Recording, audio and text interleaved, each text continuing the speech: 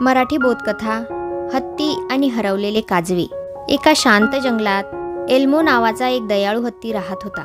एल्मो त्याच्या प्रेमळ स्वभावासाठी ओळखला जायचा। तो नेहमी जंगलातील इतर प्राण्यांची मदत करत असे।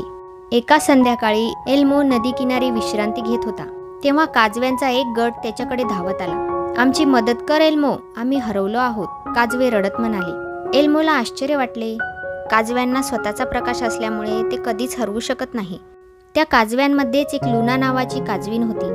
ती म्हणाली, आज रात्री जंगलात दाट धुके पसरले आहे आणि ते इतके दाट आहे की आमच्या प्रकाशानेही आम्हाला घरचा रस्ता दिसत नाही। एल्मोने थोडा वेळ विचार केला आणि तो म्हणाला, मी तुमच्यासारखा उडू तर शकत नाही, पण मी तुम्हाला मदत करू शकतो। तुम्ही माझ्या पाठीवर चढा आणि आपण त्या दाट धुक्यातून मार्ग काढू। लहान आणि प्रकाशमय काजवे एल्मोच्या मोठ्या पाठीवर गोळा झाली। एल्मोने त्याच्या मजबूत पायांचा वापर करून धुक्यातून सावकाश आणि काळजीपूर्वक चालायला सुरुवात केली। जंगलात खूप काळोख होता आणि शांतता होती, पण एल्मोच्या मोठ्या कानांनी त्याला अगदी छोटासा आवाजही ऐकू येत होता। त्या आवाजाच्या दिशेनेच तो चालू लागला। तो चालत असतानाच एक सुंदर गाणे गुणगुणत होता। लुना आणि इतर काजवे ते गाणे ऐकण्यात मग्न झाली।